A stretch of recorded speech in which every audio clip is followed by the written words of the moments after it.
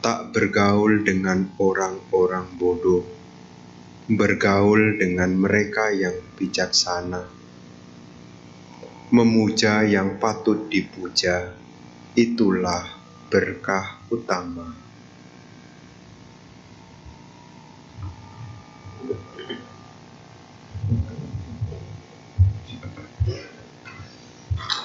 Para Bapak, Ibu, saudara-saudari yang berbahagia, selamat malam, terpujilah Sang Buddha, Namo Buddhaya.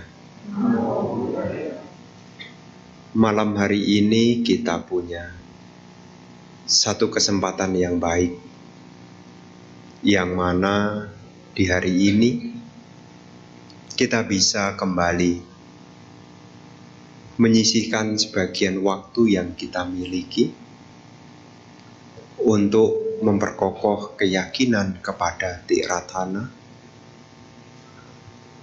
mengingat kembali ajaran-ajaran luhur Guru Agung Sang Buddha. Dan pada kesempatan malam hari ini, apa yang ingin Bante sampaikan berkenaan dengan pentingnya memiliki sahabat yang baik.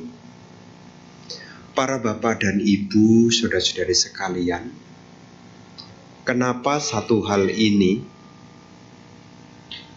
Bante sampaikan? Karena kita itu hidup sebagai makhluk sosial. Kita seperti apa tidak lepas di mana kita berada dan tidak lepas dengan siapa kita bergaul. Karena terus terang kita ini makhluk sosial, tidak bisa hidup sendirian. Kita butuh orang lain. Dan di dalam kita bergaul tentu tidak hanya sekedar interaksi. Tidak ada sekedar interaksi semata, tidak hanya komunikasi semata, tetapi dari pergaulan itu ada yakni persuasi. Persuasi itu adalah daya pengaruh. Kita ini bisa terpengaruhi. Kenapa kita bisa terpengaruhi? Karena kita bisa mendengar. Jadi ibu bapak bisa dipengaruhi selama ibu bapak bisa mendengar. Siapa yang orang yang tidak bisa dipengaruhi? Orang yang tidak bisa mendengar. Makanya kalau Anda mempengaruhi orang sedang tidur, tidak bisa. Diajak berbuat baik kalau orang sedang tidur, tidak bisa. Dikasih ceramah juga tidak paham. Kenapa? Karena dia tidak bisa mendengar. Nah, dalam interaksi sosial, dalam komunikasi sosial, selain Anda menjadi komunikator, orang yang berbicara, Anda juga menjadi audien, orang yang mendengar. Apa yang Anda dengar sedikit banyak akan mempengaruhi pikiran Anda. Betul tidak? Orang ngomong apa, awalnya Anda tidak percaya. Karena itu diulang-ulang, Anda jadi kepikiran loh. Oh, Anda tidak beruntung karena Anda taruh sandal Anda di depan rumah Anda. Satu momen, mosok iya sih? Terus mertuanya datang. Tuh makanya jangan taruh tuh sandal tuh di depan rumah tuh. Mosok iya sih? Tetangga sebelah juga bilang, kamu kalau taruh sandal jangan di tengah, taruh di samping. Wah bener ya. Dari apa yang kita dengar, ini akan punya daya pengaruh. Siapa yang mempengaruhi kita adalah orang di sekeliling kita. Makanya penting bagi kita untuk memiliki sahabat yang baik. Karena sahabat di sekitar kita ini banyak macam, dan suara yang masuk ke telinga kita juga banyak macam. Makanya di dalam Manggala Sutta dari syair tentang keberkahan itu diingatkan kepada kita semua. Manggala Sutta itu, ibu bapak, adalah khotbah yang diberikan oleh Sang Buddha atas pertanyaan dari sesosok dewa. Dewa bertanya tentang apa yang mendatangkan keberkahan. Kenapa dewa itu bertanya? Karena ada berbagai macam perihal-perihal yang dulu dikatakan itu adalah sumber keberkahan. Manusia banyak berkomentar tentang ini loh yang mendatangkan berkah, ini loh yang mendatangkan berkah. Suara dari manusia itu terdengar sampai alam dewa. Alam dewa juga kebingungan juga. Dan dewa itu kemudian bertanya, kepada siapa yang bisa menjelaskan tentang keberkahan ini? Maka itu yang menjadi asal muasal dari Manggala Sutta. Jadi kalau ibu bapak ingin mengharapkan keberkahan, maka kita bisa merujuk salah satu sutta, yakni Manggala Sutta. Jadi kalau kita ingin hidupnya penuh berkah, baik sekarang maupun yang akan datang, salah satu sutta yang menjadi rujukan, dan sutta itu adalah populer di umat Buddha, yakni Manggala Sutta. Dalam Manggala Sutta, ibu bapak, di situ disebutkan asewana cabalana, tak bergaul dengan orang-orang dulu. Kenapa Bante kok kita tidak boleh bergaul dengan orang-orang yang dungu? Ada yang protes kapan hari, Bante jangan ngomong dungu-dungu itu kasar. Terus pakai apa? Ngomong Bante tak bergaul dengan orang-orang yang tidak bijaksana. Saya bilang sama dia, bahasa Palinya itu asewana cabalana. Asewana cabalana itu kata di situ bala. Bala itu artinya bodoh. Jadi kalaupun saya menggunakan bahasa terjemahan bodoh, ya tidak salah, karena memang bahasa Palinya artinya bala. Bijaksana itu apa Bante? Pandita. Jadi nanti kalau saya mengatakan tak bergaul dengan orang-orang dungu, tak bergaul dengan orang-orang bodoh, jangan tersinggung. Karena memang dalam bahasa Pali itu adalah sewana cak bala. Ya, jadi kata bala itu artinya bodoh, dungu. Ya, orang yang tidak punya pandangan benar. Kalau kita bergaul dengan orang-orang dungu, apa yang terjadi? Nular. Nular. Makanya ibu bapak jangan terlalu pede. Bante saya sudah sering ikut ya puja bakti di Wihara Dhammasuka.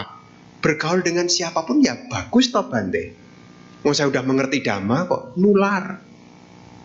Anda sudah cuci tangan, ya sudah bersih tangannya dicuci, kemudian sepulang dari sini mungkin Anda ketemu kantong kresek, yang mana kantong kresek itu bekas pembungkus ikan. Kemudian Anda pegang. Tangan yang sudah bersih bisa amis. Jangan berkata, oh Bante itu sudah saya bersih, udah pakai antiseptik. Tapi kalau kita salah memegang kantong kresek yang berbau amis, meskipun tangan yang bersih bisa menjadi ikut amis juga. Kenapa tangan kita bisa menjadi amis? Karena kita menyentuh barang yang amis tadi. Anda jadi orang baik, sekarang baik, mengerti Dhamma, ya. Tapi kalau sudah mulai salah pergaulan, bisa nular. Karena promosi kebaikan sama promosi keburukan, mana yang lebih menarik? Promosi kebaikan sama promosi keburukan, mana lebih menarik? Promosi meditasi menarik tidak? Di Wihara Dhammasuka ini ada jadwal meditasi loh. Hari apa? Jumat. Kira-kira promosinya menarik enggak? Promosinya menarik, ada bannernya, ada posternya. Meditasi setiap hari Jumat. Berminat nggak? Free loh. Berminat nggak? Mikir dulu. Ya, mikir dulu. Tetapi ada hal-hal yang sebaliknya. Berbicara pengendalian diri ini tidak menarik. Ya, tidak menarik. Meskipun membawa manfaat, tapi tidak menarik. Makanya ibu bapak bergaul dengan orang-orang yang dungu, orang-orang yang bodoh. Kalau kita tidak hati-hati, kita bisa terbawa. Makanya Manggala Sutta itu mengingatkan kepada kita, jangan sampai kita salah bergaul. Kalaupun kita bergaul karena mungkin keadaan, karena situasi dan kondisi, sebisa mungkin untuk tidak terpengaruh. Contohnya apa? Salah satu ciri dari orang-orang yang bodoh, orang-orang yang dungu, tidak punya keyakinan kepada hukum karma. Makanya kadang-kadang Anda juga kena promosi. Promosinya apa? Berbuat jahat sedikit tidak apa-apa. Anda diajak gosip sama orang, jangan gosip, jangan gosip. Anda bisa membenarkan, teman Anda itu bisa membenarkan, tidak apa-apa gosip, orangnya tidak ada di sini.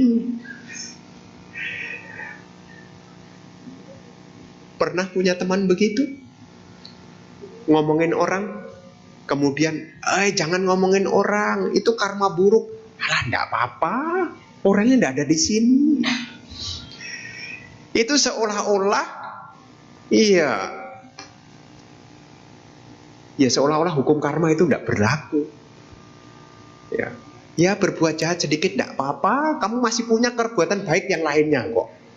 Ya, hari ini kamu sedikit melakukan keburukan enggak apa-apa, bisa berbuat baik lagi.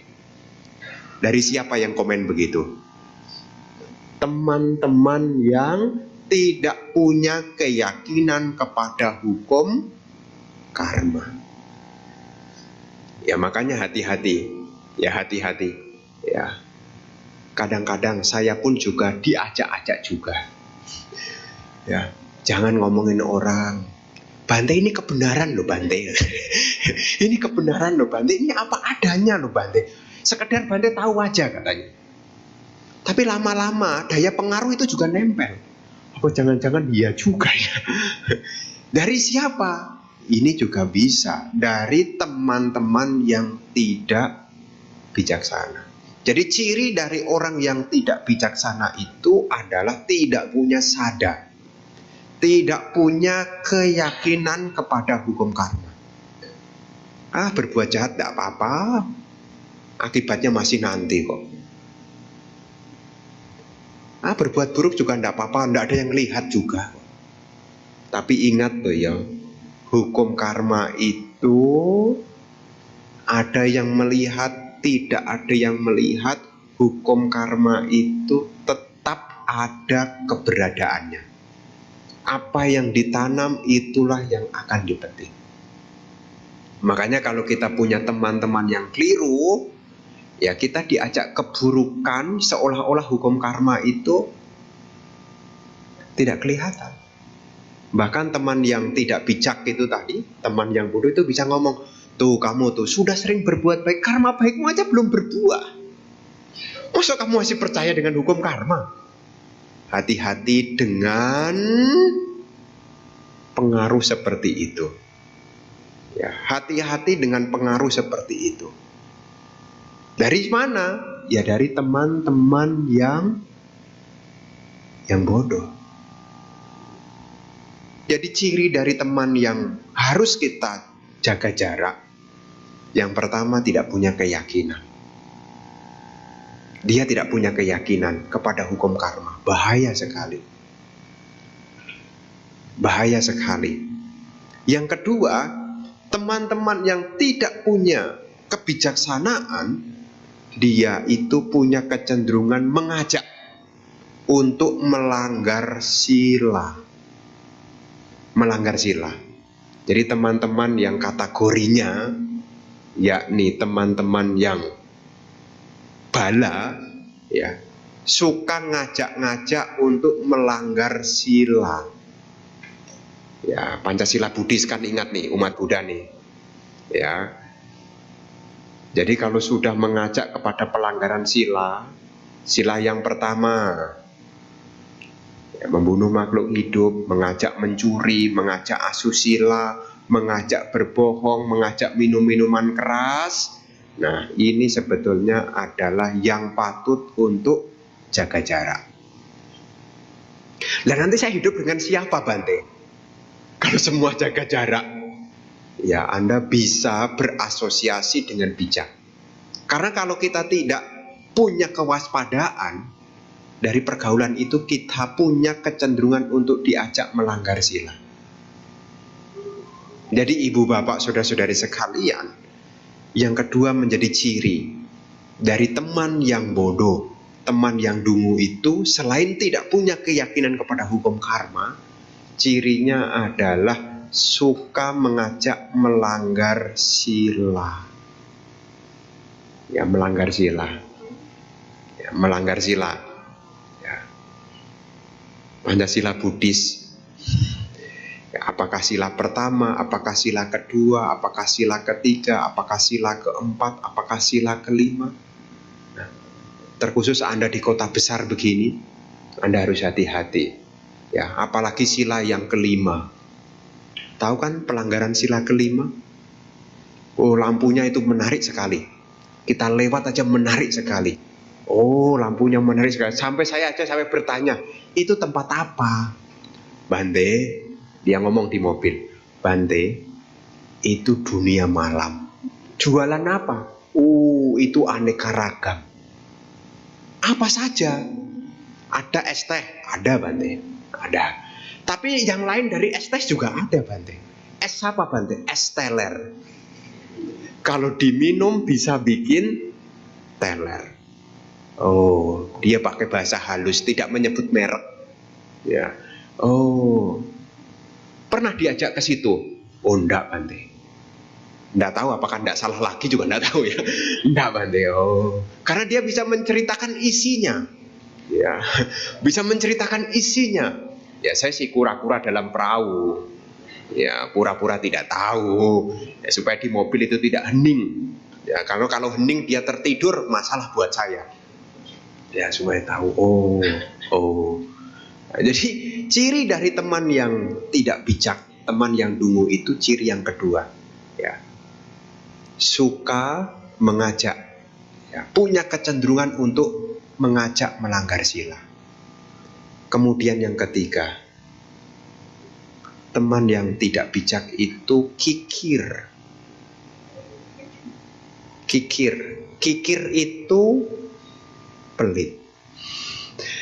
Ya, jadi kalau Anda punya teman diajak berbuat baik dan ngajak-ngajak pelit, hati-hati. Kamu tiap hari rajin amat berdana, kayak kamu sudah kaya aja. Hati-hati, jangan terprovokasi. Ya, ini ada di sekitar kita juga. Kamu rajin amat berdana, ada kegiatan sosial kamu ikut. Apa kamu tidak mikir kalau kamu ini susah? Hati-hati, jangan terprovokasi. Kemudian Anda terpikir, iya ya, saya sudah susah, kenapa saya harus berbuat baik ya? Nanti kalau ibu bapak terkena provokasi, sekarang menderita, kehidupan yang akan datang menderita. Jadi ciri teman yang dungu itu yang ketiga adalah sukar untuk melakukan praktek kemurahan hati. Kikir. Kalau bisa mendapat sebanyak-banyaknya, dan kalau bisa jangan memberi sekalipun. Nah, ini teman kikir. Ya, hati-hati. Karena ini akan mempengaruhi. Ya, kalau Anda bertemu dengan teman-teman kikir, Anda bisa tertular juga. Oh, dia pelit, pantesan dia kaya. Oh, kalau gitu saya ikut pelit juga. Ya, hati-hati juga. Ya. Karena ini ciri yang ketiga. Selain dia tidak punya keyakinan, dia tidak punya sila. Teman-teman yang bodoh. Yang ketiga, tidak punya kemurahan hati. Dan yang keempat, tidak punya kebijaksanaan. Tidak mengerti kehidupan ini tidak kekal, tidak mengerti. Sehingga apa? Rasa kepemilikan itu sangat kuat sekali. Sehingga apa? Ketika dia berpisah dengan yang dicintai, sangat menderita. Makanya ini bahaya kalau kita bergaul dengan teman-teman yang bodoh. Makanya kita jangan sampai menjadi orang yang bodoh itu. Ya. Kapan hari ada umat yang bertanya, Bante, cari teman yang baik itu kan susah, Bante. Kalau kita cari teman yang baik susah, kita harus jadi orang baik dulu. Kalaupun kita tidak punya teman yang baik, minimal kita sudah jadi orang baik. Anda pilih teman yang baik atau jadi orang baik. Soalnya kalau Anda cari belum tentu ketemu. Karena teman yang baik yang punya 4 kualitas ini sukar ditemukan loh. Orang yang punya keyakinan pada hukum karma yang kuat, ini juga sukar diketemukan. Orang yang suka mengajak kita menjalankan sila, ini juga sukar ditemukan. Orang yang punya praktek kemurahan hati juga sukar ditemukan. Orang yang punya kebijaksanaan juga sukar ditemukan. Mungkin ada 1-2 yang punya kriteria ini. Tapi kalau cari yang 4-4-nya, oh susah. Sebelum kita mencari, kita harus membuat. Makanya Guru Agung Buddha menyampaikan kepada kita, jangan salah bergaul. Karena kalau kita salah bergaul, maka keburukan akan datang pada kita. Aksewana cak balana. Kalau kita tidak bergaul dengan orang-orang yang dungu terus, panditanan cak sewana. Bergaulah dengan orang yang bijak. Ciri orang yang bijak itu apa? Sebaliknya, punya keyakinan kepada hukum karma. Dia berhati-hati dalam berpikir, dia juga berhati-hati dalam berucap, dia juga berhati-hati dalam bertindak, dia mampu berpikir panjang. Kenapa? Karena dia punya keyakinan kepada hukum karma. Jadi tidak hanya sat-set, ya, tapi mikir dulu. Karena kalau sat-set, nanti kalau remnya tidak set, bisa nabrak sana, nabrak sini. Makanya bahaya sekali kalau kita tidak bertemu dengan orang bijaksana.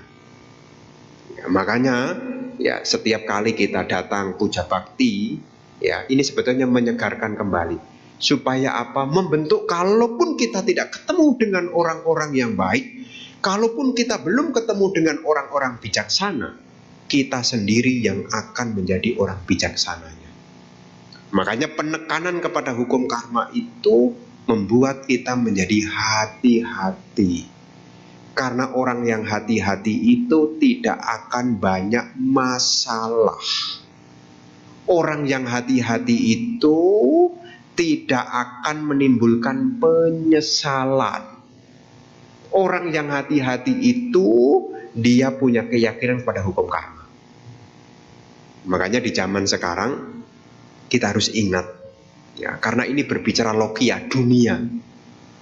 Di dunia ini semua tidak lepas dari hukum karma. Apa yang kita terima, apa yang kita dapatkan, apa yang kita hadapi, ini tidak lepas dari hukum karma. Hanya saja kita menjadi ragu kepada hukum karma karena kita belum punya kemampuan batin untuk melihat secara langsung tentang sebab akibat dari karma. Kalau kita tahu bahaya dari perbuatan buruk, masih berani tidak berbuat buruk? Menyakiti makhluk aja mikir loh. Kenapa? Akibat dari menyakiti kita akan tersakiti. Mau sakit atau pengen sehat? Pengen sakit atau pengen sehat? Sehat. Kalau pesen ikan, pilih yang masih hidup atau yang mati? Bante ini kerapunya bagus loh Bante. Pilih yang sehat, yang masih hidup atau yang mati? Ada sebagian, karma itu berbuahnya nanti. Yang penting sekarang kan hauce dulu. Iya, sekarang kita hauciak makan enak, siap-siap tuh. Ya. Ketika Anda makan yang enak, melanggar sila. Hati-hati, buah karma itu akan datang. Makanya kalau hidup kita ada sakit, saya pun menyadari ibu bapak, kalau ada sesuatu yang tidak berkenan dengan tubuh saya, salah satu yang saya ingat, mungkin dalam kehidupan sebelumnya, saya juga sudah melakukan pelanggaran sila pertama. Akibatnya apa? Ada rasa sakit. Jadi kalau kita ingat hukum karma, ya, makanya teman-teman yang baik itu selalu mengingatkan kita, membuat kita jadi hati-hati. Ingat karma, ingat karma. Mau berbuat, pikir dulu. Kita sudah punya niat baik atau belum? Mikir dulu. Mau ngomongin orang, mikir dulu. Mau mikir tentang keburukan, mikir dulu. Kenapa? Karena setiap momen demi momen ini tidak lepas dari karma. Ya, makanya kita sebagai umat Buddha ini satu keberuntungan. Ya, ada teman-teman yang baik yang selalu mengingatkan. Ya, salah satu ini kan Kalyana Mita nih. Hubungan Anda dengan saya ini kan memang secara secara sosiologi Buddhis, hubungannya kan ya ke atas ya, hubungan antara guru dengan murid. Tapi secara Kalyana Mita, kita ini sahabat. Sahabat itu artinya saling mengingatkan. Dan kewajiban Bante itu juga memenuhi kriteria dari sahabat, mengingatkan. Mengingatkan tentang apa? Hukum karma. Jadi kalau ada umat Buddha kok jauh-jauh dari Bante, kasihan loh. Karena tidak ada yang bisa ngasih tahu. Ya. Karena yang berani ngasih tahu Anda siapa? Kan salah satunya kan saya. Bu, Pak, ingat tuh ya hukum karma. Anda memang kalau yang ngasih tahu teman Anda mau ngeyel. Tapi kalau yang ngasih tahu saya, mosok si Bante baca suta. Baca suta. Sutanya apa Bante? Cula kama wibangga. Ya, cula kama wibangga. Apa yang kamu tanam itu yang akan kamu petik. Coba kamu pikir matang-matang. Kalau kamu ikuti yang baik, berkah pada kamu. Tapi kalau yang buruk kamu ikuti, masalah ada pada kamu. Kamu pengen berkah atau pengen masalah? Semua kembali kepada kamu. Mikir akhirnya. Terus masaknya kapan Bante? Ya siap-siap. Ya siap-siap. Makanya teman-teman yang baik, ciri dari orang yang bijak, dia datang kepada kita, dia menyampaikan tentang hukum karma. Dan yang kedua, teman yang bijak datang kepada kita, menyampaikan tentang pentingnya memiliki perilaku yang baik, sila. Karena teman-teman yang baik itu, yang kedua, dia akan mengingatkan dan menunjukkan tentang berharganya memiliki sila yang baik. Jadi bukan ngajak melanggar sila, tapi mengingatkan tentang sila, bahaya. Ya, kapan hari ada umat Buddha yang sebetulnya minta pertimbangan saya, Bante, kalau ada undangan pesta, teman saya itu buka alkohol, kalau sedikit tidak mabuk bagaimana Bante? Saya bilang, saya bukan hakim ya. Ya, jadi bukan negosiasi dengan saya ya. Ini meskipun sedikit, ini juga punya dampak, yakni lemahnya kesadaran. Dan saya sampaikan, bukan menakut-nakuti. Saya bukakan dalam Sutani Buta nih, Anguttara Nikaya. Bahaya dari minum-minuman keras. Kalau dia tidak jatuh di alam neraka, lahir kembali, kalau tidak jatuh di alam neraka, jatuh di alam binatang. Kalau dia lahir jadi manusia, menjadi orang yang punya kecerdasan rendah. Mikir enggak? Mau? Oh gitu ya Bante ya. Jadi ketika dia mau minta negosiasi akhirnya, oh begitu ya Bante. Ya. Jadi kalau siapa tahu di antara Anda tiba-tiba datang ke BSD, kemudian minta waktu saya untuk membicarakan, mendiskusikan tentang bagaimana Bante alkohol kalau sedikit tapi tidak mabuk Bante. Langsung saya bukakan Anggutara Nikaya. Ya, ini bahaya. Siapa yang mengatakan Guru Agung Sang Buddha? Guru Agung Sang Buddha punya kualitas, yakni Lokawidu.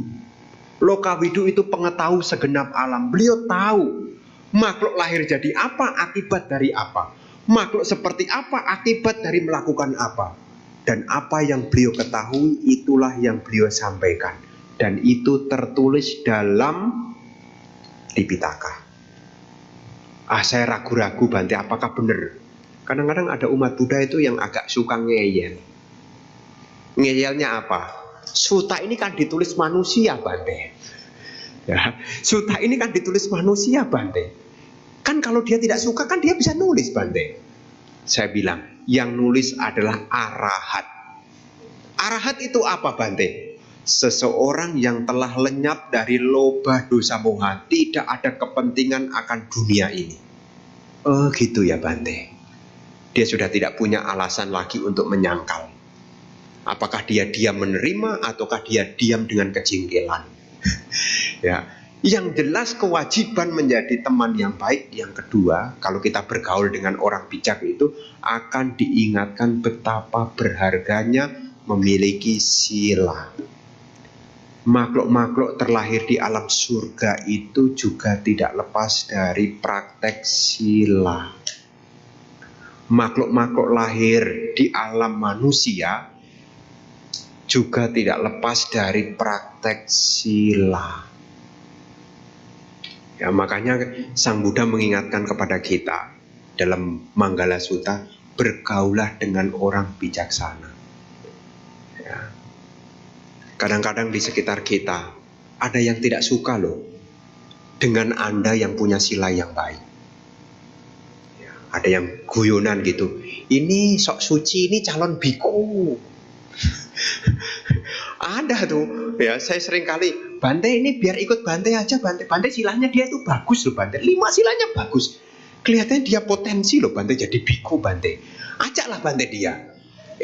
Itu aset berharga untuk Anda, supaya mengingatkan Anda tentang pentingnya punya sila. Ada punya sila yang baik, Anda harus rawat, bukan malah dijauhkan, malah disuruh ikut Bante.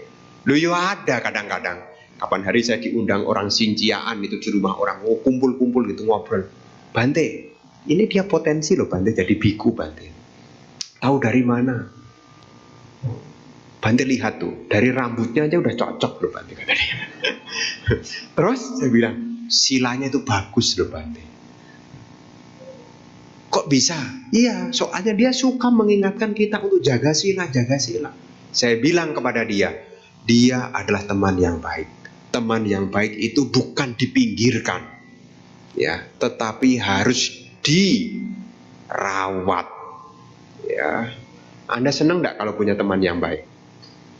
Kalau sampai Anda mengatakan Bante, saya risih dengan teman yang baik, dalam tanda kutip Anda bukan orang baik. Ya, wah ini sok suci lah, sok apalah. Ya. Makanya teman yang baik itu yang kedua cirinya selalu mengingatkan kepada kita. Makanya bergaulah kepada orang-orang yang selalu mengingatkan kita, menginspirasi kita. Untuk apa? Praktek sila. Yang ketiga, ciri dari teman yang baik, yang patut kita jadikan sahabat, yang patut kita gauli, orang yang bijak. Yang ketiga, memotivasi kita, mendorong kita, menemani kita di dalam praktek kemurahan hati. Kenapa? Karena orang bijak itu tahu tentang akibat-akibat pahala-pahala dari praktek kemurahan hati. Sedikit diajak untuk berdana. Apakah itu 1.000, apakah itu 2.000, apakah itu lilin, apakah itu dupa, ya, apakah nasi 1 bungkus, apakah kerupuk 1 ikat. Dia selalu menginspirasi. Makanya kalau ada teman yang mengajak Anda untuk praktek berdana, itu Anda beruntung. Ya. Kenapa? Karena masalahnya kita ini lahir lagi. Dan ketika kita lahir lagi, masih pengen makan lagi enggak? Kalau lahir lagi jadi manusia, pengen makan enggak?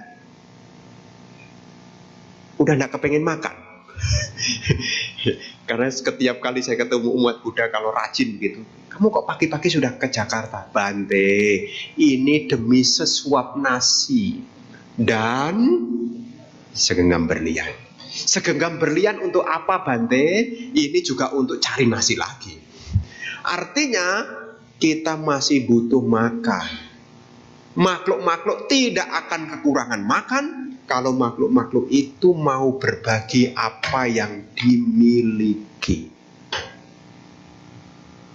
Jadi ibu bapak, ya, jangan sampai kita salah pergaulan menyebabkan kita jadi kikir. Dan jangan kali-kali Anda bosan ya dengan mendengarkan berdana lagi, berdana lagi, berdana lagi, ngajak berdana. Ingat loh ya, apa yang kita tanam itu akan kembali kepada kita. Dan apa yang kita miliki, cepat atau lambat, kalau tidak kita gunakan akan kita tinggalkan. Anda punya apapun akan Anda tinggalkan. Anda jaga. Ini kan mendekati bulan April nih. Sudah laporan SPT belum? Anda sudah menghitung aset Anda, berapa aset Anda yang Anda miliki? Apakah Anda akan bawa semuanya? Anda yang paling gunakan itu tidak sampai 50% dari apa yang Anda laporkan SPT itu loh. Aset Anda, ya, aset Anda itu Anda buat laporan, ya. Kalau aset yang Anda miliki tidak sedikit, apakah mungkin 0,5%? Kebanyakan enggak kalau 0,5%? Sedikit 1/4%, kalau tidak Anda gunakan untuk kebaikan, akan Anda tinggalkan. Anda sudah kerja keras, endingnya Anda tinggalkan. Itu namanya bekerja dengan sia-sia. Wong, ngumpulkan tidak digunakan kan sia-sia. Ibaratnya sudah ngambil piring, dikasih makanan, tetapi makanannya tidak dimakan. Sudah bekerja, mengumpulkan kekayaan, tapi kekayaannya tidak sebagian dipakai untuk kebajikan. Nah, teman-teman yang bijak itu mengingatkan, yang ketiga, sedikit banyak, jangan sampai kita lupa untuk memberi. Karena kita tidak bisa komplain, tidak bisa negosiasi, Bante saya akan rajin berdana kalau sudah tua. Atau mungkin berkata, Bante saya akan berdana dengan totalitas kalau semua urusan selesai. Masalahnya bukan urusan selesai, ya, karena kita hidup ini kita tidak tahu. Makanya orang bijaksana itu yang ketiga, mengingatkan kepada kita pentingnya praktek berdana, praktek kemurahan hati. Dan yang keempat, teman bijaksana itu mengajarkan kita untuk memunculkan kebijaksanaan. Suka ngajak-ngajak kita untuk mendengarkan dhamma. Supaya apa? Supaya kita sedikit banyak mengerti kehidupan yang kita jalani ini tidak kekal. Dari mana kita paham kehidupan yang kita jalani ini tidak kekal? Ya dari mendengar dhamma. Siapa yang ngajak kita mendengarkan dhamma? Kalau bukan teman bijaksana, siapa yang mengajak kita untuk mendengarkan dhamma? Makanya Anda beruntung Kalau dalam hidup ini masih ada orang yang mengingatkan Anda untuk ayo ini hari Sabtu, datang ke wihara, selain puja bakti, poin penting juga mendengarkan dhamma. Untuk apa? Untuk memunculkan kebijaksanaan. Salah satu tanda dari bijaksana itu mampu memahami fenomena apapun dalam hidup ini tidak ada yang kekal. Orang bijaksana akan mengarahkan kepada kita. Kalaupun ada musibah, dia akan mengingatkan kepada kita. Sudahlah, latihan melepaskan. Kenapa semua tidak kekal? Kalau bukan kamunya yang pergi, apa yang kamu miliki yang akan pergi? Dia akan mengingatkan hakikat kehidupan. Supaya apa? Supaya kita menjadi orang yang bijaksana. Makanya di dalam Manggala Sutta itu, keberkahan dimulai dari memiliki teman-teman yang baik, yang ditandai dengan tak bergaul dengan orang-orang yang dungu. Jadi kalau di sekeliling kita tidak menemukan orang yang punya 4 kualitas ini, minimal kita jadi yang dulu.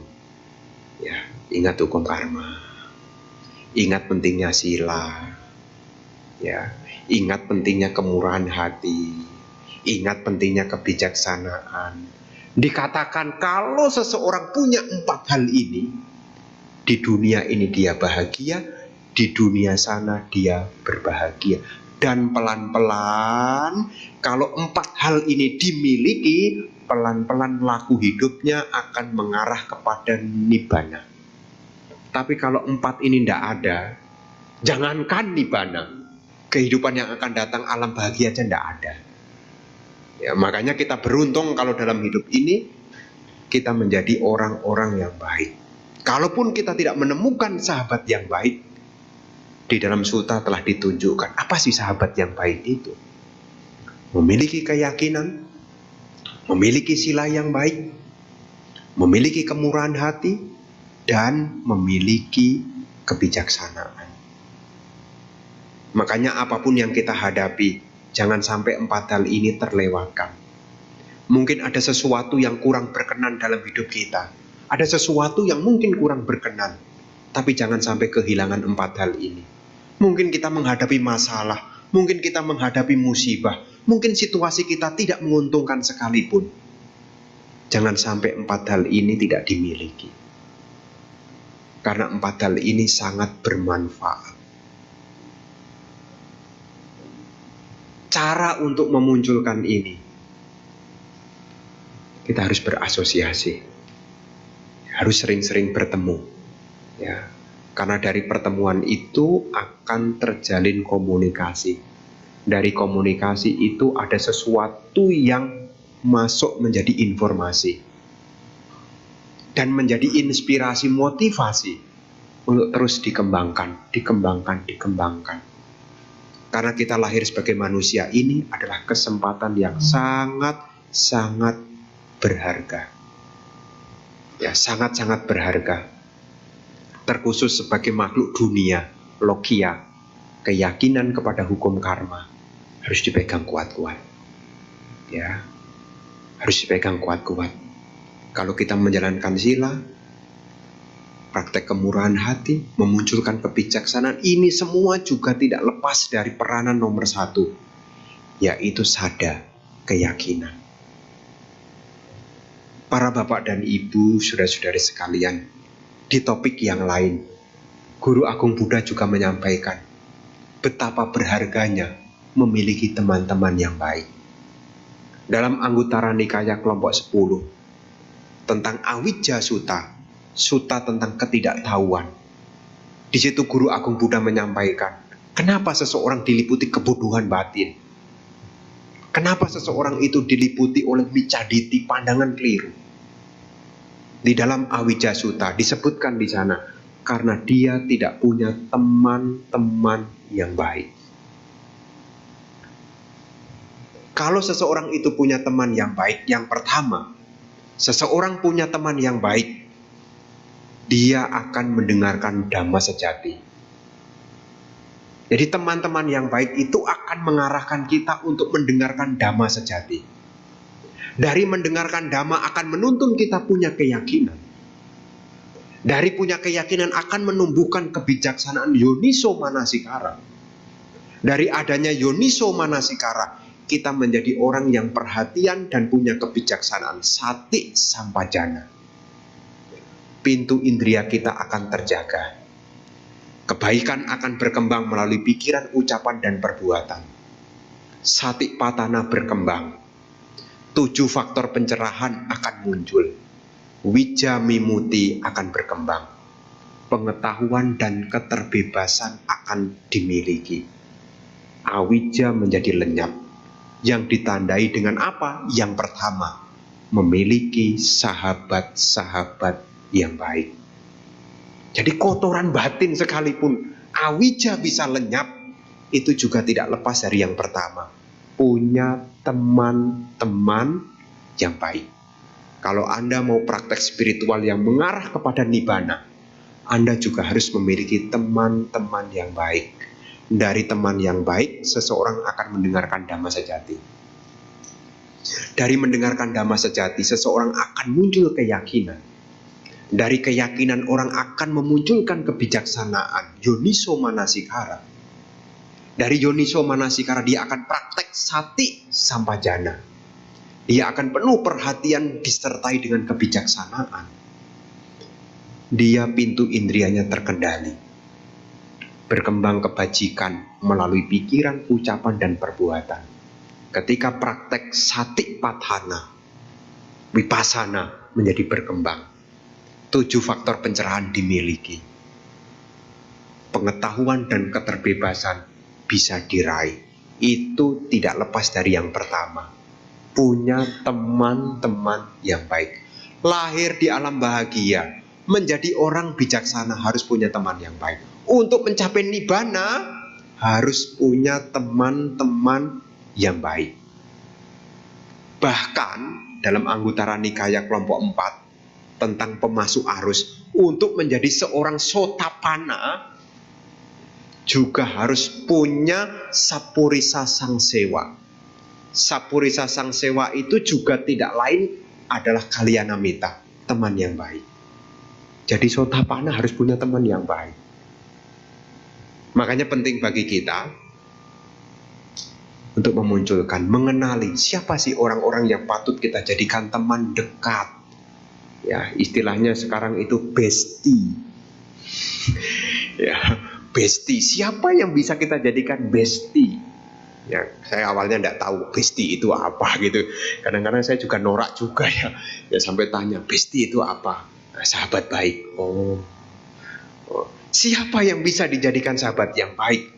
Ya, bukan hanya teman yang bisa diajak nongkrong. Ya, teman yang baik secara dhamma adalah mereka yang punya 4 kualitas. Punya keyakinan kepada hukum karma, punya sila, punya praktek kemurahan hati, dan punya kebijaksanaan. Ada dalam salah satu sutta dikatakan, seandainya kita tidak menemukan sahabat yang baik, lebih baik kita jalan sendirian. Ya, lebih baik jalan sendirian kalau tidak menemukan teman-teman yang baik. Tapi kalau ketemu teman yang baik, jangan pisah. Kenapa? Dia amat sangat membantu. Ya, jadi ibu bapak saudara-saudari sekalian, teman yang baik ini harus kita upayakan. Kenapa hal ini perlu Bante sampaikan? Makin ke sini, teman kita ini bermacam-macam. Kita tidak tahu latar belakangnya, kita juga tidak tahu motivasinya. Tapi 4 hal ini bisa kita ketahui. Ketika kita berbicara, ketika kita berkumpul, kita bisa melihat 4 kualitas itu. Bagaimana keyakinannya, bagaimana silanya, bagaimana kemurahan hatinya, termasuk bagaimana level tingkat kebijaksanaannya. Karena kita hidup ini sosial, ya. Tadi siang waktu ODM ada yang bertanya, Bante, sekarang manusia ini kemungkinan untuk naik dan merosot mana yang lebih banyak? Untuk naik atau merosot mana lebih banyak? Ya, saya mengatakan lebih banyak merosot. Kok bisa ya Bante? Saya bilang, sekarang sedang masanya kemerosotan. Apa dasarnya Bante? Ada dalam Cakkawati Sihananda Sutta. Setelah Guru Agung Parinibbana per 100 tahun akan mengalami masa pengurangan usia 1 tahun. Ada hubungan korelasi positif antara umur dengan sila. Kalau umur manusia ini bertambah, itu ditandai dengan sila yang meningkat. Umur manusia menurun, ditandai dengan sila yang menurun. Dan sekarang kita sedang masuk di masa penurunan. Hati-hati, jangan ikut turun. Ya, meskipun sekarang sudah masa fasenya penurunan, hati-hati, jangan ikut turun. Jangan ehipasiko yang bawah. Bante, apa iya sih Bante? Neraka itu panas. Kan Dhamma ini ehipasiko. Masa iya sih Bante? Masa orang kikir itu jadi makhluk peta sih Bante? Saya mau coba dah. Nah, jangan yang merosot, jangan. Yang merosot jangan. Cobalah yang bagus. Kalau kita punya sila, apa benar sih Bante lahir di alam dewa? Eksperimen itu yang bagus itu loh.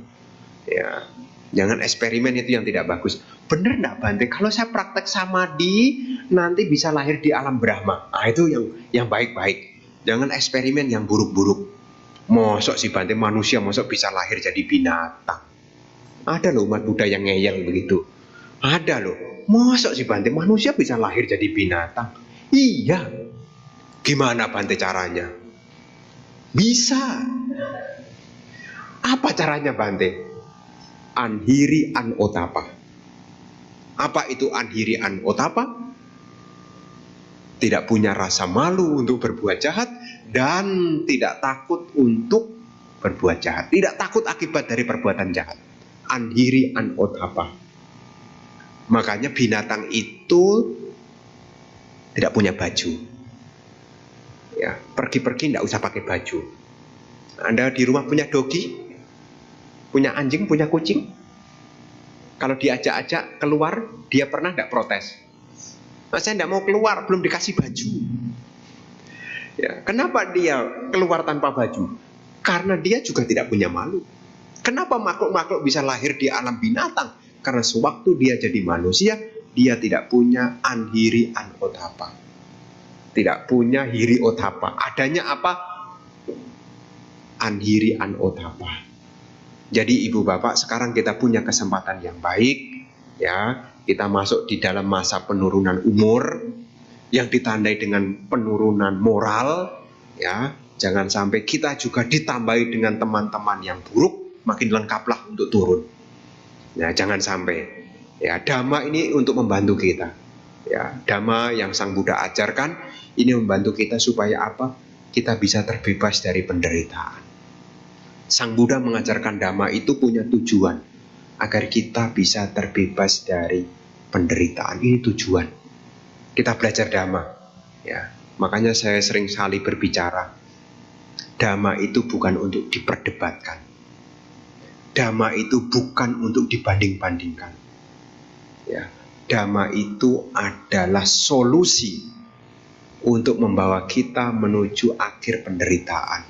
Kalaupun penderitaan itu belum lenyap secara total, perlahan-lahan kita memiliki pandangan benar, sehingga pelan-pelan kita juga membebaskan diri kita dari penderitaan. Dan itu semua juga tidak lepas dari punya teman-teman yang baik. Ingat, hari Jumat ada meditasi. Ingat tuh ya, hari Jumat ada meditasi. Hari apa? Jumat. Ada apa? Meditasi.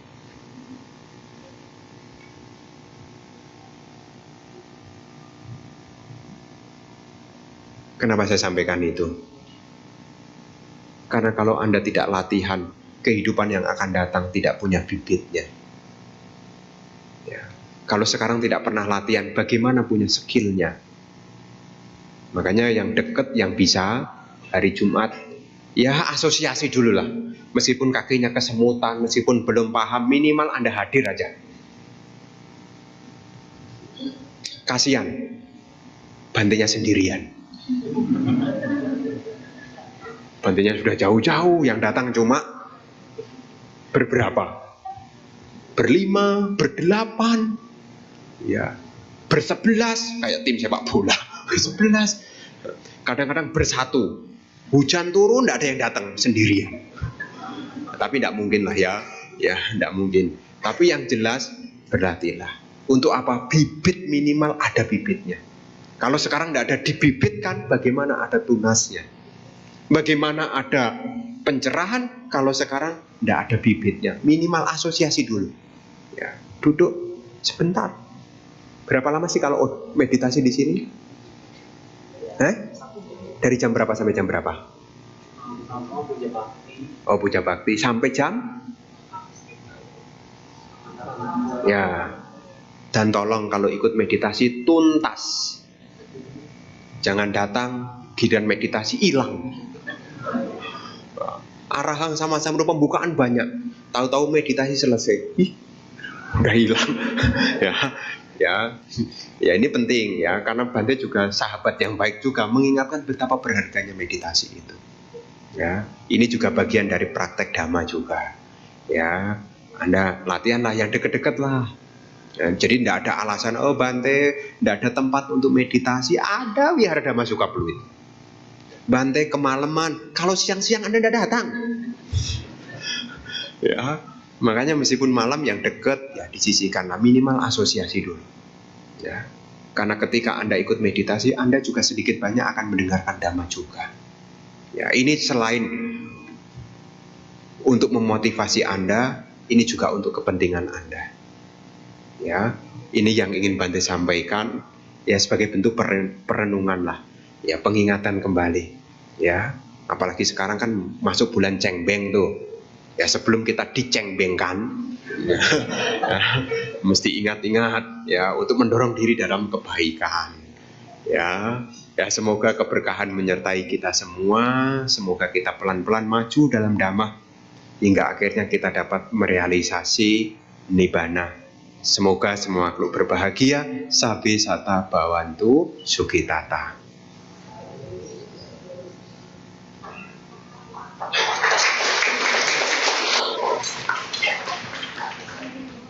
Ya. Ya, Bapak Ibu, setelah dhamma di sana kita akan membuka sesi tanya jawab sebentar. Bapak Ibu kalau ada yang mau bertanya secara langsung bisa nanti angkat tangan saja, nanti dipersilakan maju untuk bertanya langsung kepada Bante. Namun jika ada yang ingin tulis tangan, itu bisa di kertas kursi belakang kantong, itu ada kertas sama pensil. Bisa ditulis saja, nanti saya keliling buat kumpulin pertanyaannya. Oke, sambil kita menunggu pertanyaan yang masuk, mari kita menyanyikan satu buah lagu bersama-sama. Bapak Ibu, saudara-saudari dalam sedama, untuk lagu kedua, mari kita buka tuntunan puja bakti kita halaman 118. Bersama-sama kita menyanyikan lagu yang berjudul Satu Kata.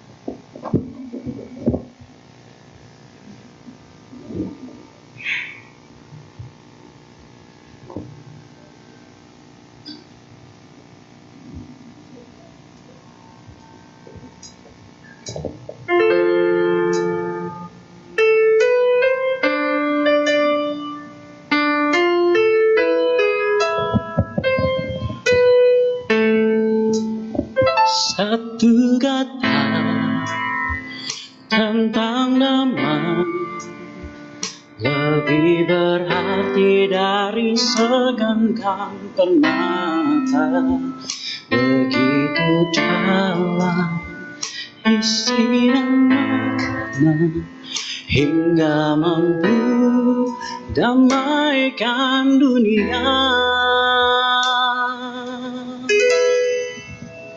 Satu syahid tentang dhamma lebih indah dari semua karya pujangga, begitu indah merasuk jiwa, menumbuhkan metta dan karunia.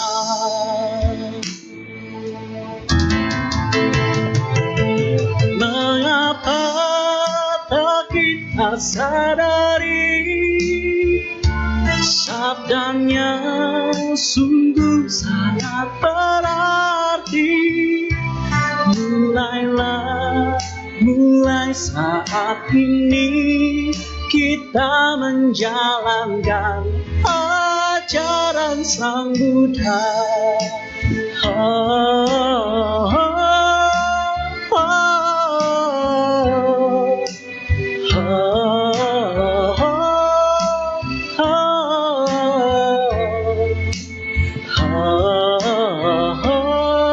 Kita menjalankan ajaran Sang Buddha.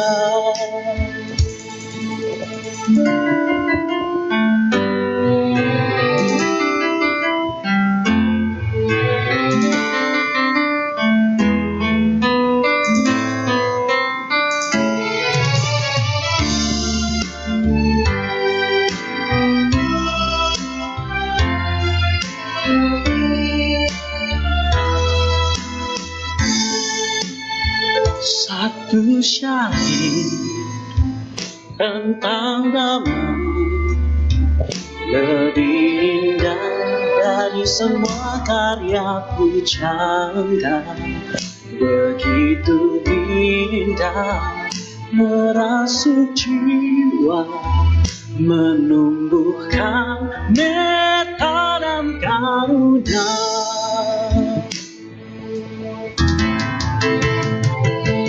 Mengapa tak kita sadari, sabdanya sungguh sangat berarti. Mulai saat ini kita menjalankan ajaran Sang Buddha. Tak kita sadari, sabdanya sungguh sangat berarti. Mulai saat ini kita menjalankan ajaran Sang Buddha.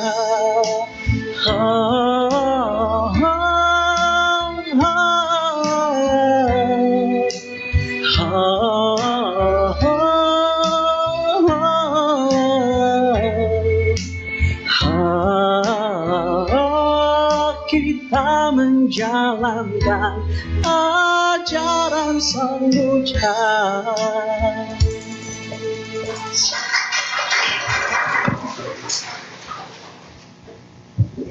Oke, dipersilakan untuk Bapak Ibu Saudara-saudari yang ingin bertanya secara langsung. Ada yang mau? Angkat tangannya. Oke, nggak ada, berarti pertanyaan tertulis saja ya. Ya.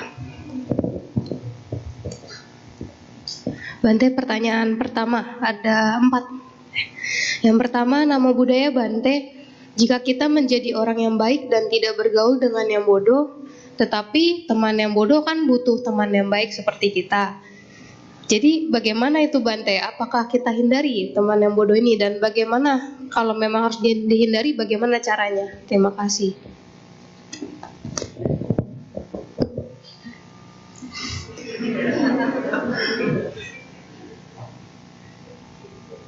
Orang yang bijak itu juga tahu, karena mengajarkan kepada orang yang tidak bijak hanya membuang-buang waktu, lelah.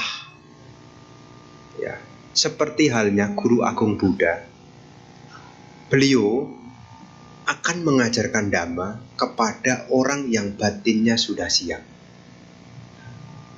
Kenapa beliau tidak mengajarkan kepada orang yang batinnya tidak siap, hanya melelahkan?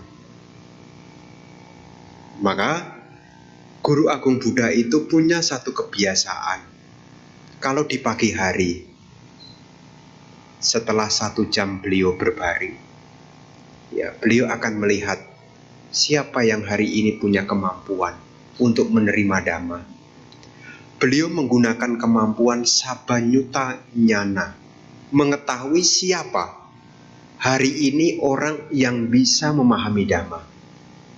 Nah, Sang Buddha melihat orang itu diumpamakan seperti halnya melihat 4 macam bunga teratai. Ada jenis manusia yang pertama, seperti halnya bunga teratai yang sudah di atas permukaan air. Mengerti penjelasan singkat tentang 4 kebenaran Arya, dia langsung mencapai.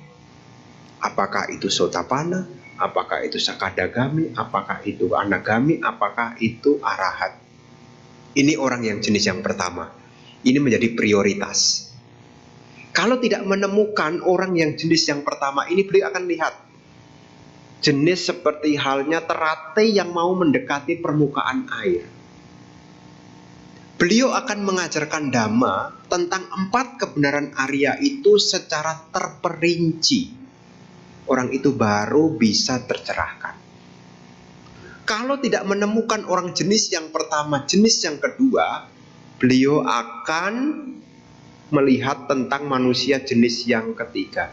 Seperti halnya bunga teratai yang belum muncul, tapi sudah mulai kelihatan bunganya. Beliau akan mengajarkan Dhamma kepada orang itu 4 kebenaran Arya secara berulang-ulang, terperinci berulang-ulang sampai dia mengerti. Dan ada bunga teratai yang keempat, bunga teratai yang tidak muncul bunganya, tidak disentuh. Artinya apa? Diajarkan mau terperinci, mau kayak apapun, hanya lelah. Ya. Jadi kalau guru agung Buddha mengajarkan Dhamma itu kepada orang yang batinnya sudah siap. Ya. Nah, kita terus bagaimana, Bante? Kalau Anda mengajarkan sesuatu kepada orang yang batinnya tidak siap, itu sia-sia. Mengajarkan tentang praktek berdana kepada orang kikir, ampun dah. Ya. Ini loh pahala-pahala dari berdana itu begini, lahir dengan kegemerlapan dan lain-lain. Tidak ada yang diberikan. Mau diceramain tentang alam surga, tidak mempan. Apa yang terjadi? Terima kasih atas perhatiannya. Tidak akan ada perhatian berikutnya. Kenapa? Tidak akan bawa perkembangan. Jadi kalau kita lihat potensi, masalahnya kan kita ini bukan sama Sang Buddha ya. Ya, seperti saya itu sebetulnya juga kalau menurut sama Sang Buddha ya, saya mau ngajar Dhamma juga lihat orangnya. Kira-kira umat Dhamma suka ini ada yang potensi enggak untuk mencapai? Enggak ada yang potensi. Maaf ya Pak Sarwan, saya enggak terima undangannya. Hanya capek sia-sia. Tapi kan masalahnya saya bukan sama Sang Buddha. Siapa tahu di antara sekian banyak yang hadir ada 1-2 yang mengerti. Ya, siapa tahu. Ya, siapa tahu. Jadi teman-teman yang mungkin sudah karakternya baik, dicoba aja. Ya, kalau dia bisa diarahkan bagus. Kalau enggak bisa, ya jaga jarak. Ya, jaga jarak. Kenapa? Lelah. Ya, ngajarin tentang berdana kepada orang pelit susah. Mengajarkan tentang sila kalau orang nggak percaya hukum karma susah.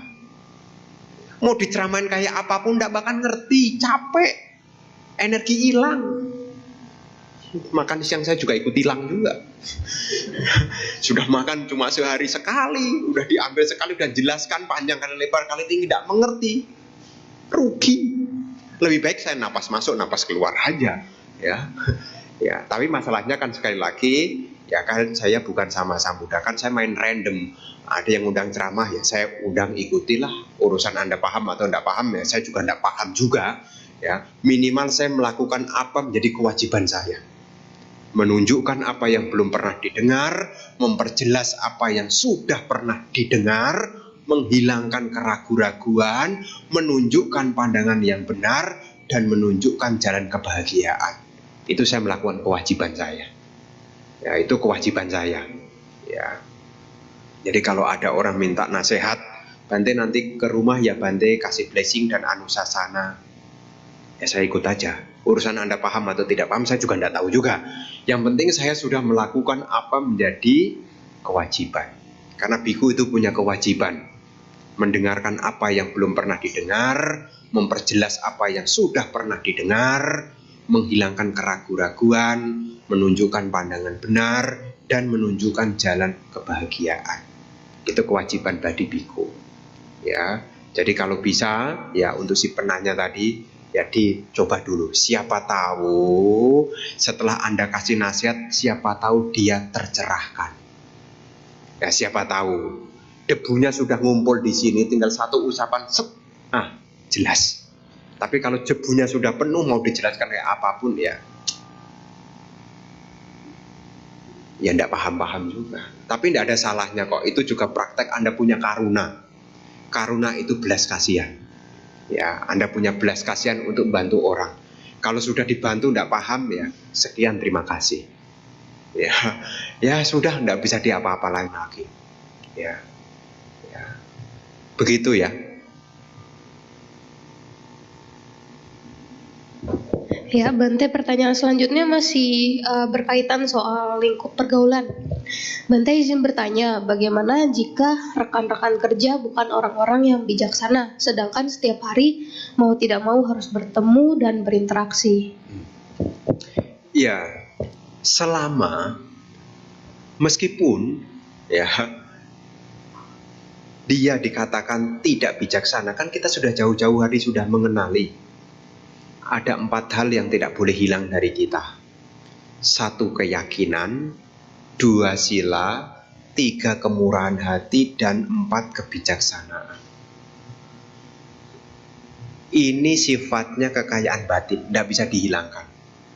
Dengan siapapun Anda bergaul, kalau ini Anda pegang erat-erat, tidak akan hilang. Kecuali materi. Kalau tidak dijaga, tidak dipegang erat-erat, gampang hilang. Tapi kekayaan batin tidak gampang hilang. Saya juga bergaul dengan orang macam-macam. Dulu nih, 10 tahun yang lalu. Ini 2000 berapa nih? Ya, 2014 lah. Ke bawah. 2014 ke bawah. Hari Selasa dan Kamis, saya masuk LPG Pinang. Sampai saya tahu dari mana dia, apa yang dia lakukan, sampai tahu. Karena saya punya kebiasaan teknik wawancara. Siapa yang datang saya wawancari. Kok bisa sampai sini? Oh, saya tanya. Ya. Meskipun saya ke sana, ya, tapi mirip-mirip ya. Ke LP itu sama seperti ke Dufan. Dicap. Kalau Anda ke dunia fantasi ya, Ancol masih ada kan? Kalau masuk masih dicap kan? Nah, ke LP Cipinang juga sama. Nah, kalau kita menjadi pengasuh, pembina, ya, kalau datang selain dikasih name tag, dikasih cap. Cap ini pertanda kita bukan warga binaan. Kita yang membina. Ya. Kadang-kadang saya ke sana itu sampai bingung, tahu enggak? Mau ngomong apa itu serba salah, coba bayangin. Jangan melanggar sila. Mereka ini pelaku pelanggaran sila, coba. Jangan berbuat jahat, mereka sudah melakukannya. Serba salah. Menunjukkan kebaikan, mau berbuat baik apa kalau kondisinya seperti itu? Kadang-kadang saya mikir, kadang-kadang dulu saya bagian ngatur jadwal. Ya, kadang-kadang kalau kehilangan materi, saya oper biku lain ke sana. ya, kalau diprotes, Bante kok saya ke sana lagi? Saya tunjukkan rekamnya. Kan minggu lalu saya sudah ke sana. Ya, itu untungnya kalau jadi petugas pengatur jadwal. Ya, kalau kurang mood, ya. Karena untuk ngajari di sana itu tidak gampang, serba salah. Ya, ngajarin di situ tidak gampang. Tentang keyakinan, hukum karma paling sejauh itu yang bisa kita ajarkan. Untuk sila, ya, untuk kemurahan hati, untuk kebijaksanaan ini tidak gampang karena lingkungannya tidak mendukung. Karena tinggal di sana itu ya tidak baik-baik saja loh. Ya. Saya kadang-kadang ke sana itu juga dengerin curhat dia gitu. Kadang-kadang saya juga guyonin, udah meditasi yang rajin, siapa tahu bisa hilang dari sini. Kadang-kadang ya, itu salah satu contoh kekayaan yang saya miliki berupa keyakinan, berupa sila, berupa kemurahan hati dan kebijaksanaan tidak mungkin hilang meskipun saya datang di situ. Nah, selama saya mengingat-ingat tentang 4 hal itu tidak akan hilang. Nah, meskipun Anda di lingkup kerja dengan background orang-orang yang berbeda, keyakinan kepada hukum karma itu tetap dipegang. Silanya tetap dipegang. Ya. Kemurahan hatinya tetap dipegang. Kebijaksanaannya juga tetap dipegang. Tidak akan hilang meskipun kita berada di lingkungan yang kurang mendukung. Karena ini adalah aspek batin. Ya, keyakinan itu tidak kelihatan. Sila tidak kelihatan. Ya. Kemurahan hati tidak kelihatan, motivasinya itu tidak kelihatan. Perilakunya ya kelihatan, tapi motivasinya itu tidak akan kelihatan. Ya, Anda tiba-tiba punya sila yang baik, itu Anda punya motivasi dan tidak ada yang tahu. Yang tahu ya Anda sendiri. Dan itu tidak akan hilang. Makanya meskipun kita lingkup kerja dengan orang-orang mungkin dari background latar belakang yang bermacam-macam, ya, selama itu Anda rawat tidak akan hilang. Tapi kalau Anda sudah mulai jarang mendengarkan dhamma, maaf loh ya, keyakinan kepada hukum karma bisa tergantikan. Berbuat buruk tidak apa-apalah, belum berbuah juga. Ya. Jadi ibu bapak saudara-saudari sekalian, ya, kita tidak membatasi diri, tapi kita harus jaga diri. Ya, memang idealnya kita harus bertemu dengan teman yang baik. Kalau terpaksa tidak ketemu dengan teman yang baik, tidak bertemu dengan lingkungan yang baik, kita harus jaga diri. Ya, jaga diri. Ya, jangan sampai kita terbawa oleh keadaan. Begitu ya. Ya Bante, 2 pertanyaan berikutnya ini mengenai sila. Yang pertama, selamat malam Bante, Namo Buddhaya. Terima kasih atas Dhamma Desana hari ini. Tadi Bante ada menjelaskan tentang hukum karma dan menjalankan sila baik. Kebetulan saya adalah mahasiswa kesehatan. Ada beberapa pelajaran yang mengharuskan untuk penelitian dengan hewan uji, seperti tikus. Contoh menguji apakah, jadi tikusnya dipakai untuk menguji apakah obat tersebut efektif dalam pengobatan. Dalam sains hal tersebut wajib karena tidak memungkinkan untuk mengujinya ke manusia. Bagaimana menurut Bante, apa yang harus dilakukan? Terima kasih. Ya, itu konsekuensi dari fakultas kedokteran. Ya, kalau Anda mengambil fakultas kedokteran ya harus begitu. Ya. Jadi itu sudah konsekuensi dari sebuah keahlian. Ya. Tapi kalau ngambilnya fakultas psikologi lain ceritanya. Atau fakultas ekonomi lain ceritanya. Karena itu adalah fakultas kedokteran yang mewajibkan Anda punya skill, ya, mau tidak mau karena keadaan. Terus bagaimana Bante? Anda pilih tetap di jalur yang sama atau pindah fakultas. Saya mencintai ini karena manfaatnya besar jadi dokter. Ya sudah, dengan keadaan. Ya. Tetapi harus diingat, ya, lakukanlah dengan hormat, jangan dipermainkan.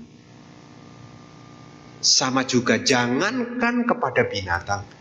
Nanti tiba saatnya kalau fakultas kedokteran itu juga akan membuat satu studi bidang anatomi.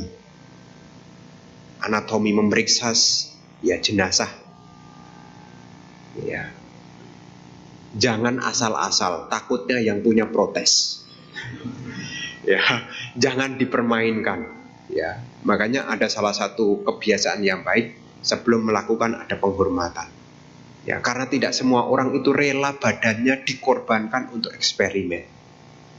Ya, jadi kalau jadi mahasiswa kedokteran, kalau nanti melakukan praktek mengenali tentang urat, tentang otot, ya, jangan dijadikan objek mainan. Karena orang yang mengorbankan tubuh itu dengan niat yang baik. Ini harus diingat untuk yang bertanya. Karena kadang-kadang ada iseng mahasiswa, malah untuk main-main. Potongan, ya saya tidak usah cerita lah, nanti tahulah. Ya, dimainkan di apa? Anda harus tahu ya, orang yang mau dedikasi untuk mengorbankan tubuhnya untuk itu adalah orang yang mulia. Dia rela tubuhnya dijadikan bahan eksperimen demi apa? Kesehatan. Ya, demi ilmu. Niatnya mulia. Nah, kita yang memperlakukan niat mulia itu juga dengan kemuliaan. Ya, ini juga perlu diperhatikan juga. Ya, Selain ya tadi yang seekor katak itu kan tidak terus-terusan. Ya, tidak terus-terusan. Ya tikus, ya karma ya tetap berbuah. Ya, tetap berbuah. Tapi juga harus diingat buat karma baik. Supaya apa? Kalaupun nanti berbuah, ada backupnya karma baik. Ya, karena terpaksa kan memang fakultas kedokteran kan harus begitu. Ya, dulu ini ada kisah. Ini Anda kenal biku di Amerika. Ya, kapan hari saya pergi ke sana, saya ketemu. Dia suka belajar. Salah satunya dia jadi biku tapi belajar ilmu kesehatan. Suatu ketika dia diminta eksperimen untuk membelah katak. Akhirnya dia tidak lanjutkan lagi fakultasnya. Kenapa? Karena membunuh. Dan dia statusnya biku. Nah, dia keluar dari fakultas itu. Dia pindah menjadi fakultas matematika. Memang dia orang Thai, suka belajar. Ya, jadi suka belajar. Dan dia salah satu bentuk kontribusinya adalah memberi pentingnya edukasi kepada masyarakat. Nah, waktu dia proses untuk ke sana dia banyak pengorbanan. Nah, salah satunya dia cerita ya tentang dulu dia kepingin ilmu kesehatan. Dia tidak tahu setelah masuk ternyata ada belah-belah itu. Akhirnya dia keluar. Ya, tapi karena Anda bukan biku, ya dalam tanda kutip ya jangan sering-sering lah. Ya, kalaupun terpaksa jangan dipermainkan. Ya, lakukanlah dengan hormat. Kalau sudah dieksperimen, sampaikanlah terima kasih, mohon maaf ya atas apa yang telah kamu berikan untuk dunia kesehatan. Artinya kita ada rasa iba ya untuk mengurangi apa? Yaitu supaya kita melakukan keburukan tidak bersama dengan somanasa. Somanasa itu melakukan keburukan dengan perasaan bahagia. Karena nanti perbuatan buruk akan menimbulkan akibat besar kalau melakukan perbuatan buruk didasari dengan perasaan senang. Ya, ini mesti diingat yang fakultas kedokteran tadi. Ya ini terpaksa, maaf ya. Pokoknya cetananya itu jangan muncul somanasa.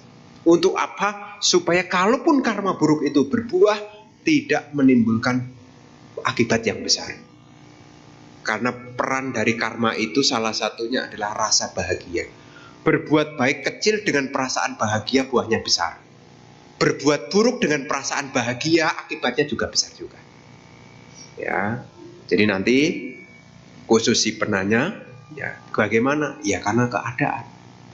Ya, mau tidak mau, karena fakultas kedokteran memang harus dipaksa begitu. Ya, tapi sebisa mungkin ya lakukanlah dengan hormat dan sebisa mungkin pikirannya dikontrol. Jangan disertai dengan somanasa. Ya, begitu nasihatnya ya. Ya, pertanyaan terakhir Bante. Nama budaya Bante minta penjelasan mengenai Pancasila Buddhis sila ketiga. Batasannya sampai di mana agar tidak terjadi pelanggaran sila ini. Terima kasih. Nah, batasannya di Indonesia adalah pemberkahan Romo. Tahu enggak pemberkahan Romo? Selama belum ada pemberkahan, ya untuk tidak melakukan hubungan suami istri. Ya, selama belum ada pemberkahan. Artinya, ya sebelum ada sah dalam hukum, baik itu hukum agama maupun hukum negara, untuk tahan diri. Itu batasan yang paling gampang. Ya, memang di dalam suta ada batasan-batasan, ada objek-objek yang tidak patut digauli. Ya, seperti orang yang masih di bawah asuhan orang tua, orang yang masih di bawah perlindungan, orang yang masih di bawah perbudakan. Ya, itu juga objek-objek yang tidak patut digauli. Ada 15 kalau tidak salah ingat. Ya. Tapi secara gampangnya, ya, selama belum ada pemberkahan, ya, untuk ya jaga jarak. Ya, tinggal bersama enggak apa-apa. Yang penting tidak ada hubungan. Kalau tinggal bersama ya enggak apa-apa. Ada yang bilang, Bante, kalau bukan suami istri tinggal bersama bagaimana? Kalau tinggal bersama ya enggak apa-apa. Yang jadi masalah itu kalau yang namanya pelanggaran sila itu ada hubungan, yakni hubungan intim suami istri. Kalau cuma tinggal bareng, Anda jalan-jalan pergi itu kan tinggal bersama. Anda transit jalan-jalan pergi keluar kota, tinggal di hotel, itu kan dengan orang lain banyak, itu kan tinggal bersama. Tapi tidak pelanggaran sila. Kenapa? Karena tidak ada, kamarnya kan macam-macam. Ya. Jadi cara batasan yang paling mudah adalah selama belum dikukuhkan baik dari orang tua, belum dikukuhkan secara agama, ya, untuk nahan diri. Ya, nahan diri. Ya. Apa nilai keluhurannya, ya, supaya kita juga mampu mengontrol diri. Ya, itu nilai keluhurannya. Ya, karena kalau kita tidak mau mengontrol diri, nah nanti bisa membuat habit. Ya. Karena orang yang sudah melanggar sila ketiga ini akan punya habit. Karena kesenangannya itu seperti narkoba, nagih. Ya, nagih. Makanya ya, sila ini juga membentuk satu kontrol diri, sekaligus juga membentuk supaya kita punya moralitas. Moralitas. Makanya batasan yang paling mudah untuk diingat adalah untuk tidak melakukan selama belum ada pengukuhan. Dan Bante berpesan, hati-hati dengan rayuan-rayuan surga. Hati-hati, ya, hati-hati dengan rayuan-rayuan surga. Nanti hati-hati. Sudah banyak contoh-contohnya, ya. Apalagi kadang-kadang ya tinggal di kota besar begini, kalau tidak hati-hati dengan asumsi kan sudah dewasa, sudah umur, boleh menentukan sendiri. Penyesalan selalu datang belakangan. Yang selalu kena dampak yang paling besar bukan pihak laki-laki, pihak wanita. Hati-hati yang wanita. Ya, kalau yang laki-laki cuci tangan. Perempuan minta tanggung jawab, bilangnya apa? Yang lakukan bukan hanya saya saja kok. Hati-hati. Ya, ini pesan Bante ini. Jangan kemudian nanti tiba-tiba curhat sama Bante. Bante, saya sudah melanggar sila dan pasangan saya ini, calon pasangannya tidak mau mengakui. Saya stres, Bante. Nah, Bantenya juga ikut ketularan stres juga nanti. Ya, karena ada kasus-kasus begitu juga loh. Kasihan. Makanya kalau edukasi begini di kemahasiswaan, biasanya saya sampaikan juga, Anda jauh dari orang tua, pesan saya jaga diri. Anda punya masa depan. Jangan sampai masa depan hilang menjadi masalah. Ya, itu biasanya kalau saya diundang di KMB untuk pembekalan mahasiswa baru. Ya, Anda punya masa depan, bukan cari masalah. Maksudnya apa Bante masalah? Hati-hati dengan rayuan-rayuan. Ya, karena kewajiban biku itu melindungi juga. Kalau umatnya susah, bikunya juga ikut susah. Anda curhat, saya ikut mikir juga loh. Memang orang curhat kemudian tiba begini, sudahlah, karmamu sedang berbuah. Nggak mungkin, ya, nggak mungkin. Ya, makanya ini juga perlu dibekali kepada ibu-ibu, bapak-bapak yang punya anak gadis. Ya, hati-hati. Bukannya tidak boleh berteman, hati-hati. Ya, harus diingatkan mana batasan-batasan. Ya, Anda tahulah itu sudah bagian dari edukasi. Ya, jangan sampai nanti sudah terjadi baru memberi nasihat belakangan. Dulu kan, ya, setiap waktu Anda mesti ingatkan. Ya, yang khususnya yang punya anak gadis. Ya, ini perlu diingat. Kalau anak punya laki-laki juga harus diingat. Jangan sembarangan. Ya, jangan sembarangan. Ya, karena dua-duanya itu juga kontak. Ya, karena kalau sudah terjadi kontak itu mata jadi gelap. Hati-hati. Ya, ini untuk batasan-batasan, jangan sampai kita menggunakan asas dalil suka sama suka. Ya, jangan sampai ini tidak pelanggaran soalnya dia suka, saya juga suka. Kan tidak ada problem. Iya, secara logika tidak ada problem, tetapi secara sila problem. Secara etika masalah. Secara sosial penyakit. Ya. Jadi ini perlu diwaspadai. Begitu ya. Oke, udah semua Bante. Ya, terima kasih Bapak Ibu saudara-saudari yang udah bertanya. Semoga bisa jadi manfaat buat semuanya ya. Ya Bante, kami segenap pengurus Wihara Bodhi Dharma Sukha beserta seluruh umat mengucapkan terima kasih anumodana atas dhamma desana yang telah disampaikan. Semoga bermanfaat bagi kita dan semua makhluk.